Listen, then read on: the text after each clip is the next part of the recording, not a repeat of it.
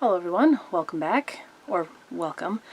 Please bear with me, I'm about to go on a bit of a ramble. I haven't been on one of these in a little bit, so let's go. Where to start? Well, let's start here. Nobody ever explained to me what Dungeons and Dragons was. Let me clarify. My parents played the original Dungeons and Dragons when it first came out, so yeah, first edition. They had stories of playing it. They were in the army. What else are you going to do when you've got nothing better to do with your downtime except play games? And Dungeons and Dragons was new. My dad's a nerd, so of course he was going to play it. My mom, the guy she was dating at the time, not my dad, was a bit of a nerd, and you know, what are you going to do? So yeah, they played it, but they never explained what it was. So it took me many years to discover that, and that started, of course, with The Lord of the Rings. The Fellowship of the Ring movie came out. Well, actually, the Dungeons and Dragons movie, the first one, the trailer came out, my dad looked at it and said, no. And then going to see Lord of the Rings, The Fellowship of the Ring, I fell in love with Lord of the Rings. I needed more.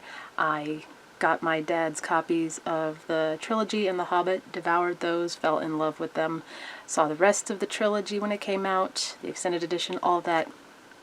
I was in love with the world of Tolkien, and I was devouring as much as I could get my hands on. And there was one movie tie-in game that came out, I think towards the end, around, I think it was advertised at the end of the Return of the, well, not at the end, on one of the Return of the King DVDs. It was either the original theatrical release DVD or the extended edition DVD. I'm not sure which one. It's been a bit.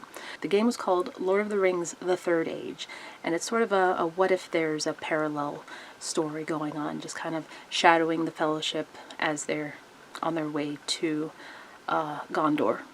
What sold it for me was it was advertised as using the same motion capture technology that was used in the movies, so of course I was sold on it. And I was also sold by the gameplay that I saw, because it wasn't the run around and just hack and slash that the other movie tie-in games were. Those were frustrating, they hurt my fingers, and I never finished. Lord of the Rings: The Third Age, I played through it, all of it, and immediately had to play it again.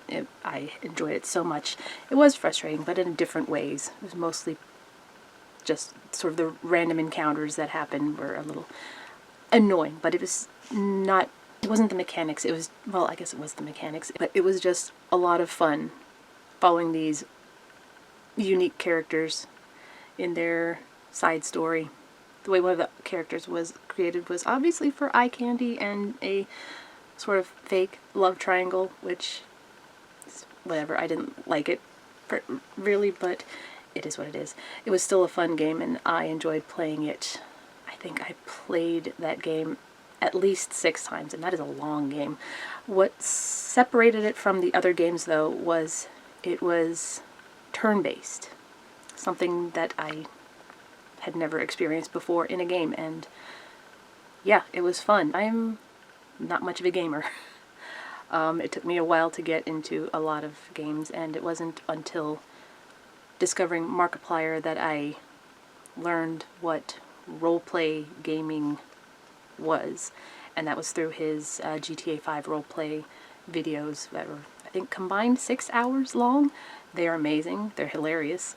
I never knew that a live roleplay, that was a thing. Yeah, and then, what was it? It was around the same time, I think it was just that I discovered that, and Ethan Nestor, this was like 2020, right before the COVID lockdowns during Unis Honest, he said that he was joining a group called HyperRPG and a tabletop RPG based on the movie Midsummer, and yes, it is as weird and unnerving and confusing as it sounds. And then it was I think a year or two after that, about 2 years after that, and Lord Minion 777, also known as Wade Barnes, advertised that he was joining a roleplay server called TSRP. I have my other rant about that, well, not really rant, ramble about that, and live art roleplay gaming as a whole. Watching GTA 5 roleplay taught me a lot about roleplay, because that was something that was never really explained in terms of gaming. You can watch that that ramble if you want. Rest in peace, TSRP. I learned so much from watching all of those amazing role players in their little sandbox. When TSRP kind of collapsed, and I hate to say it, but I was kind of in withdrawal for needing RP. I needed those stories. I mean, I could have joined a server myself. At time has always been an issue for me in terms of doing stuff like this. Yeah, a lot of the people that I would watch RP either, you know, moved on to other games. They got that RP itch out. Other RPers, they just stopped streaming in general, or they didn't stream their RP anymore, or for whatever reason they were unable to stream, or they were streaming at times when I really couldn't watch and was unable to devote the time to go back and watch their VODs and see what was going on in their little worlds. There's still a few that I watch currently and still follow currently that are TSRP, former TSRP roleplay streamers on other servers, of course. But yeah, I got into a weird rut where I was wanting, well, yeah, really wanting more RP. So I guess I fell into a lot of comfort videos, a lot of rewatching Jacksepticeye's God of War videos and all of his Resident Evil videos. Yeah, those are my comfort videos. Oddly enough, another comfort video is Markiplier's Alien Isolation playthrough. All of those are amazing. Yeah, put a pin in that. It's 3 years ago. I was at convention. I was sitting in an autograph line for Andy Serkis. My sister was with me. She was very bored. She's like, I don't want to sit here. And I said, okay. Felicia Day happens to be here at convention. I was planning on getting her autograph anyway. I said, all right, here's some money. Go get an autograph, something supernatural related. And she's like, okay. So she goes off, does that, comes back, I think 20, 30 minutes later. I'm still waiting. It was Andy Serkis. And it was perfect. And then she just kind of said, oh yeah, did you know Felicia Day was part of Critical Role? I was like, oh yeah, I think I remember seeing that. Yeah, Critical Role. Let's jump back a little bit. First time I had ever heard about Critical Role, well, not really heard, was seeing that title on Travis Willingham's IMDb page when I was kind of in my anime rediscovery mode, looking to see what else he had done outside of Ouran High School Host Club and Full Metal Alchemist.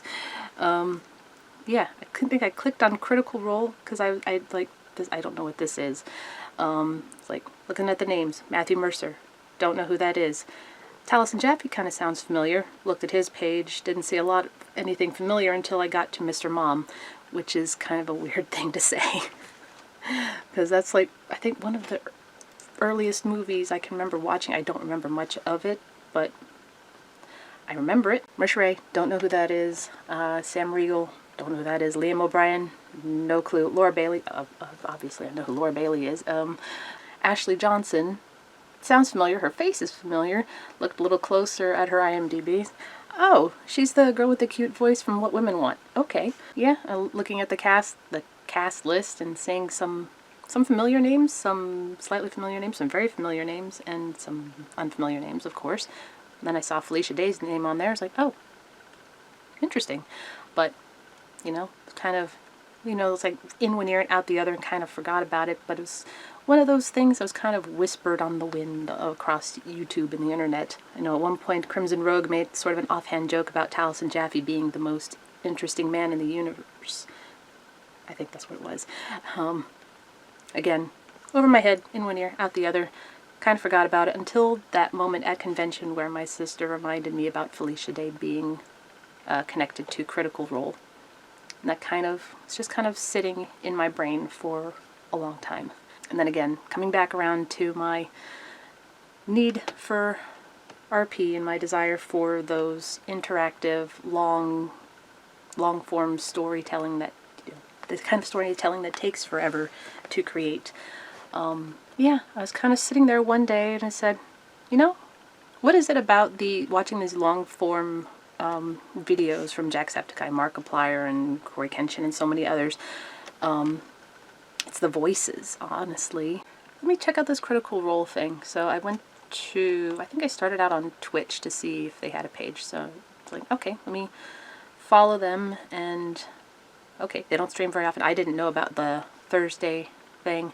So I remember I was watching someone else on Twitch, and I guess it was Thursday, and their little icon popped up as being live. I took a peek, saw the familiar faces and some unfamiliar faces, and no idea what was going on. I think they were in a giant treehouse.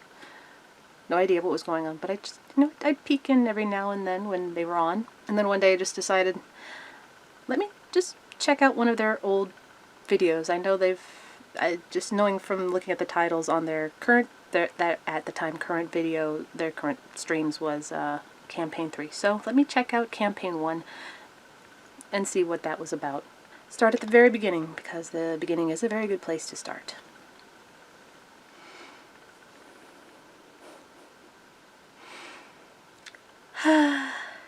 Yeah, this is where the literature is going to come in.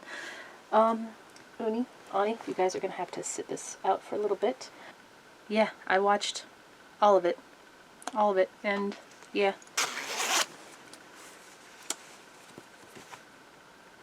I'm a critter now. Yay. It was funny. I think it was up to, episode 20 or 30, and my sister came to me and said, will you come with me to the bookstore? I want to get a copy of the Dungeons and Dragons player manual. Just out of the blue. It's the weirdest thing. So I went, like, sure, I'll go with you.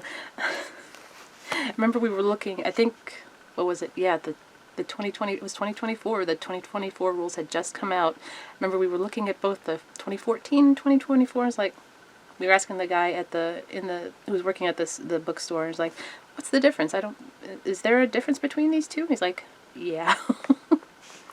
So she got her book, and I was like, well, I'm here. Let me get a book too. So I got the Dungeon Master's Guide. Just, thought, well, if maybe she wants to play, I'll have something to start with. And then I started reading through a little bit of it, and I realized very quickly, oh, I need the other two. So I went back and I got the player's manual. As you see, I got the 2024 one. I also got the monster manual. I remember I was walking through Barnes & Noble looking to see if there was, just off chance anything from Critical Role. Or actually, no. They were talking about their comic books, and I went looking to see if maybe they were at Barnes & Noble. And they were. Because I believe this had just come out too. This is Series 1 and 2 collection. So yeah, all of the beautiful stories that are in here. Oh, Vox Machina Origins. Yes. And then what happened? They had the Mighty Nine as well. I didn't get these at the same time. No. I wanted to read through those first, but I did get the Mighty Nine eventually. So I got mildly spoiled for the Mighty Nine when I started that. 'Cause what was it? It was October. Yeah, it was October, and I was watching the Halloween episode. Was it the Halloween episode? It was around Halloween. It's like October into November. They were near the end of Campaign 3 when everything was sort of colliding. All of the campaigns were colliding together. That was a lot. That's where I first got my taste of the Mighty Nine. And a little bit more of Bella's House, because I was peeking in a little bit more at what was happening there, just because my curiosity was increasing. I got a little spoiled for the end of Campaign 1, looking at some wiki stuff. Just, yeah, it still didn't affect my reactions to it. But when was it? I think it was December or January when convention for the following year announced some more guests that were including some voice actors. And one of the voice actors that was listed, the name looked weirdly familiar, and then I looked at the face and I was like, that face is very familiar. And then I looked at the credits under his face and it said Critical Role. I was like, that's Dorian Storm. That's Robbie Daymond. Robbie Daymond is coming to convention. I know nothing about Dorian Storm except for the brief moments that I've seen and the amazing job he did with Serkonos in the end of campaign 3 with playing with Vox Machina. Oh my goodness, he was so good. So yeah, I was like, I need to see what else he's done with Critical Role. So I looked that up, and there were 2 things that popped up. One was Exandria Unlimited, and the other was Candela Obscura. So I decided, well, let me look at Candela Obscura, because that's a little bit different. Yeah, that was amazing. Robbie Daymond's character was amazing. The whole thing is so different from what was going on with Vox Machina. Got through his table, which was GM'd by Matthew Mercer, and then I immediately needed more, so I moved on to the next circle, which was GM'd by I guess one of the creators of Candela Obscura, you could say, was Spencer Stark. Got my first view of Brendan Lee Mulligan and Luis Carrazzo at that table. Also some amazing acting from Marisha Ray. Wow. And then moved on to the next table, which was GM'd by Abria Iyengar. That one was wild. And then I got to Liam O'Brien's table, and that one was very traumatic. Because I remember I got to the end of the first episode, and I needed a break. So I moved on to Exandria Unlimited and was surprised that that was the actual introduction of Dorian Storm, as well as 2 other characters from Campaign 3, Fern Calloway and Orem of the Arashari. So yeah, by the time convention rolled around, I was ready, and meeting Robbie Daymond was amazing. Absolutely amazing. Look at my ring light. Ooh. Absolutely gorgeous. Yeah, meeting him was absolutely surreal, and I even said so. It was amazing. He was rolling dice with a lot of people who were coming to his line, and I got to roll dice with Robbie Daymond. I rolled a 6, he rolled a 4. Amazing. Amazing. Alright, more literature popped up, because I found, weirdly enough, Exquisite Exandria Cookbook at Michael's one day. It's like, okay, what else did I find at Michael's? Well, I also found at Michael's The World of Critical Role. There's sort of biography. If you're looking for the recipe for pocket bacon, it's in here. So much literature has popped up with Critical Role. I am overwhelmed. So I went back to the bookstore also, because I think I've been looking at other stuff, and I found looking up general literature that was available, and I found Call of the Netherdeep, which is a campaign that was created for the world of Exandria. And then walking through Barnes & Noble, found Kith and Kin, and The 9 Eyes of Lucian. I think it's Lucian or Lucian. I have the one for Laudna somewhere. She's hiding. I eventually did get the newer Dungeon Master's Guide. More literature. Where is it? This was before I had started the Mighty Nine. I found the Bright Queen. If you're looking for lore about the Bright Queen, it's right here. Plus, what else was it? Oh yeah, I found the Whitestone Chronicles. Ripley. I think the one for Cassandra's coming out soon. I'm lost in the literature. I went back to the same bookstore where I got the original books from. I got a skinnier version of the first volume for Vox Machina Origins, just so I could have something less heavy to read. And also got stay. The single version for Yasha's story, because look at this. Art is just absolutely gorgeous. Yasha's story is just so, oof. Yeah, and then more of Vox Machina Origins came out, the newer ones. Yeah. I also found Artagan. And this was before I got to the Mighty Nine, too. Where am I? More literature. Then I also found the Vox Machina Stories Untold collection. Yeah, lots and lots of literature.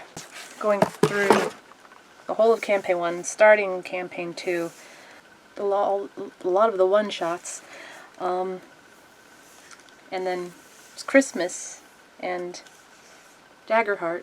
Daggerheart is good. Don't skip Daggerheart. Their Christmas Daggerheart show is amazing. Age of Umbra is extreme Daggerheart. Got my cards as well. Yeah, completely unexpected walking through the bookstore again when I did, because I was kind of looking on Crit Roll, their shop, to see if Tal'Dorei Reborn was available, but I went into my bookstore and there it was. And so was the Explorer's Guide to Wildemount. Not technically Critical Role, but it is connected to Critical Role. I saw this and was like, I'll give that a look. I might need to check them out now too. I remember seeing Liam O'Brien at some point talking about his the book that he wrote of Zemnian Tales connected to Campaign 2. I think that was advertised during Campaign 3 at one point. Yeah, I didn't know where to find it, and then I somehow managed to find it on their website, and I got my copy. Der Katzenprinz. It's absolutely gorgeous. Get your hands on it. Not mine. And then, of course, the big hit from Campaign 2. When this came out, I had already discovered what this was, so I was just as excited as every other critter when Tusklove came out. I have words. So that's all the literature and some more cards. Aside from the one that is currently missing somewhere in my house. Yeah. I had no idea what Dungeons and Dragons was, or capable of being.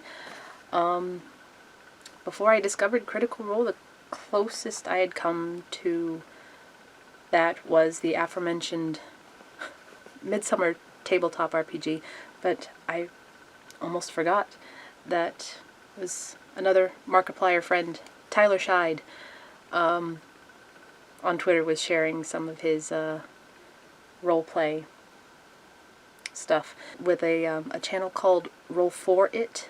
And the first one, what was it called? It was Grimrose Academy. It was sort of Harry Potter-esque in terms of it was like a magic school thing. It was very interesting. I listened to it mostly. I kind of didn't pay too close attention, but it was fascinating. Treated it like a podcast, just listening to it as sort of background noise. Good voices.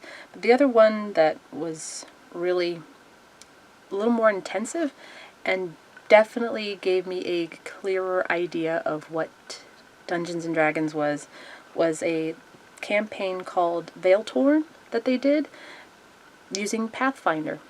It was and it was GM'd by a very lovely, talented person who you may or may not have seen either on Twitch or YouTube, called Kai Bear. Great voice actor, funny guy. Yeah, I learned about what Dungeons and Dragons was capable of through Pathfinder. And then the Dungeons and Dragons movie with Chris Pine came out, and that helped a little bit. I still didn't know, but then I learned. I also have Smiley Day somewhere. I don't know where it went. What's funny is I know more about Sam Riegel's second Campaign 3 character, Brace, than I do his first, FCG. Which is a weird thing to say. So, I didn't really need to get the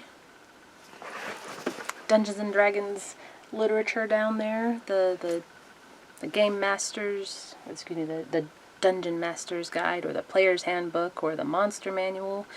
But honestly, having those books and watching Critical Role helped a lot. If I had any questions about, what an object was, all I had to do was pull out the Dungeon Master's Guide, and there it was. Or if I needed to see, if I was at all curious to see what a creature looked like, there's the Monster Manual. Or if I was curious about what a spell looked like, even the 2024 rules for the spells were not that different from what I gathered. Manual for Candela Obscura, I didn't have it for watching, but honestly I didn't really need the manual for watching because it was so brand new that they were kind of explaining as they were going. It's interesting. One of the one-shots that I got to, it was a Call of Cthulhu one-shot that Taliesin GM'd. It was fascinating. It was creepy. Very creepy. Didn't end quite the way I thought it was going to end. And then after watching that, I realized I never finished Liam O'Brien's table for Candela Obscura. So I rectified that. I went back and watched the first one, watched all 3 of those episodes. That table was definitely trippy. Very good, very trippy there at the end. And then I did watch the live show as well. And then, I thought, might as well watch the whole thing all over again. So I did that. And it was weird. As a result, it was funny because I kept getting these suggestion videos for somebody's singular or solo playthroughs of Daggerheart, and then I got a weird idea, and then I just started writing that idea down, and that's kind of turned into an interesting writing project that I hope to get to share with you guys at some point this summer. I had to put a pause on it for a convention and the knitting project that I was doing, but I do hope to share that at some point this summer. Honestly, I'm really, really happy with what I'm coming up with. Yeah. And this comes down to convention this year, because, when was it? I think it was January when they announced some more guests for convention, and it was 5 people from Critical Role. It was Taliesin Jaffe, Sam Riegel, Whitney Moore, Luis Carrazzo, and Alex Ward. So that's what my special knitting project was. I'm going to talk about that after this. First one I got, Whitney Moore's beautiful Tyranny. Yes, this is her creation. It's absolutely gorgeous. Got to meet Luis Carrazzo. Yeah, just as handsome in person as he is on the small screen. Alexander Ward, he is very, very tall. He is as tall as you think he is. Actually, he might be taller than you think he is. Yes, this is his character from Candela Obscura. I guess you could say that's his final form. My favorite character from Taliesin Jaffe, it's obviously Percy. And my favorite character from Sam Riegel, Not the Brave, is the best. So yeah.